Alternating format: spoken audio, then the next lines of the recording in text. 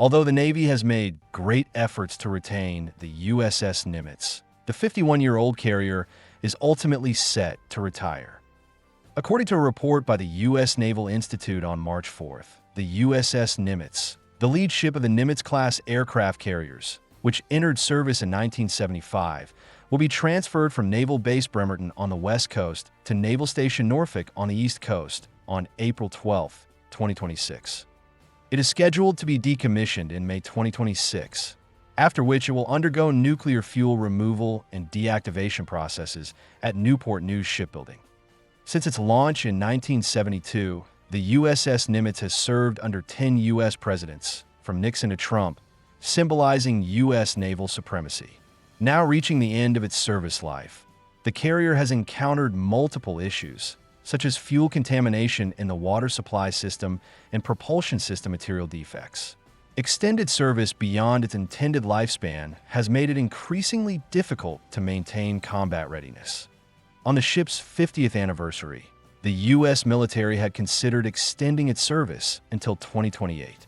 In 2022, the Navy initially sought a 3-year service extension, but ultimately decided on a 13-month extension instead. According to the Navy's recently published 30-year shipbuilding plan for the fiscal year 2024, before the Nimitz retires, the second Ford-class carrier, USS John F. Kennedy, which is still in the outfitting phase at Newport News Shipbuilding and has yet to conduct sea trials, is expected to enter service in the 2025 fiscal year. For the Navy, the retirement of the USS Nimitz will directly impact its force posture in the Indo-Pacific region. The Navy's global deployment strategy relies on military bases worldwide and a fleet of 11 nuclear-powered aircraft carriers. To ensure the Navy maintains an 11-carrier force, the Pentagon began planning 15 years ago to replace the USS Nimitz with the USS John F. Kennedy, which began construction in 2015. This transition was intended to ensure a smooth handover, keeping the carrier fleet size stable, or even briefly increasing it to 12 carriers. Furthermore, the Ford-class carriers boast greater combat capability and can replace earlier Nimitz-class carriers on a one-for-one basis. Even if the total number of carriers remains the same, the Navy's overall carrier combat capability would remain at a globally dominant level. However, given the current construction progress of the USS John F. Kennedy, maintaining an 11-carrier force will be challenging. Additionally, the situation with the USS Dwight D. Eisenhower is concerning. Commissioned in 1977, the carrier is only 2 years younger than the USS Nimitz and is theoretically set for retirement in 2027. Can the Navy ensure that both the USS John F. Kennedy and USS Enterprise will enter service around 2027? This seems almost impossible. Given the current progress, a delay in the USS John F. Kennedy's commissioning appears highly likely, unless the Navy forcibly commissions it without conducting sea trials. For instance, the USS Gerald R. Ford was pushed into service prematurely and only became fully combat-ready 5 to 6 years later. Despite more than 6 years of outfitting work, the USS John F. Kennedy is still struggling at the Norfolk shipyard. Its electromagnetic catapult testing is stuck at 60%.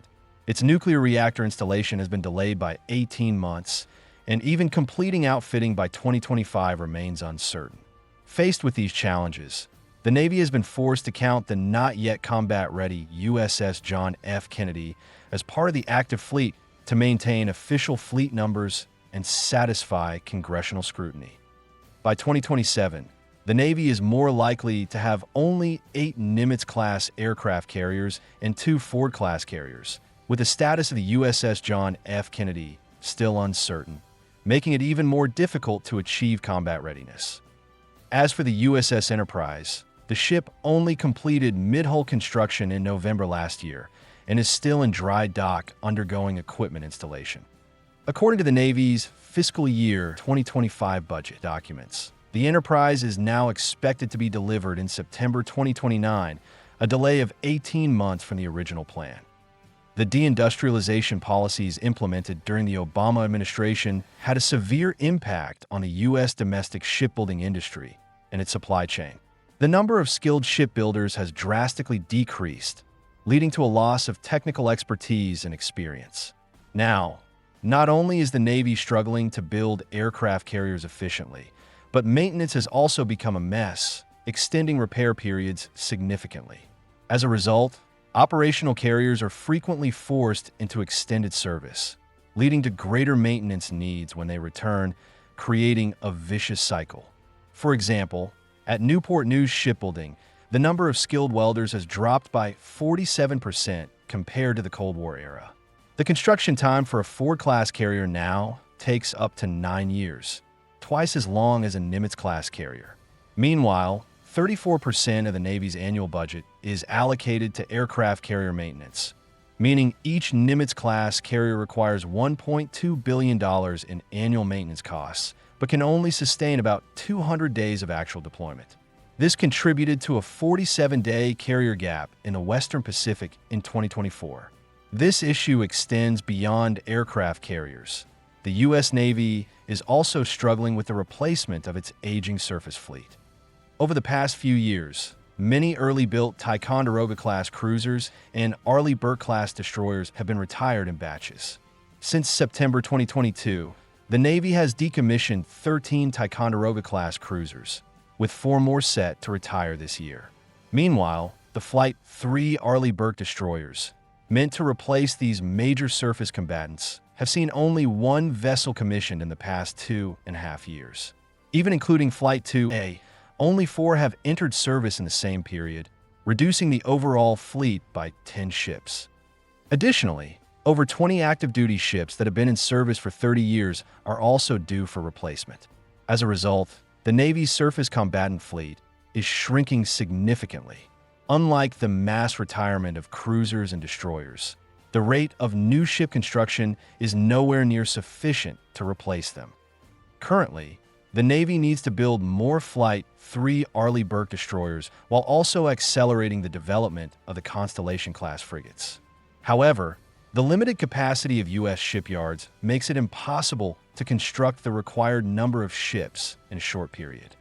In the coming years, a likely scenario is that 4 to 5 destroyers and cruisers will be retired annually, while only 1 or 2 new destroyers and frigates will enter service. The nuclear submarine fleet faces similar challenges. The Cold War-era Los Angeles-class submarines are being retired at a rate of 3 per year, while the construction of new Virginia-class submarines has been slow, failing to meet the goal of delivering 2 to 3 submarines annually.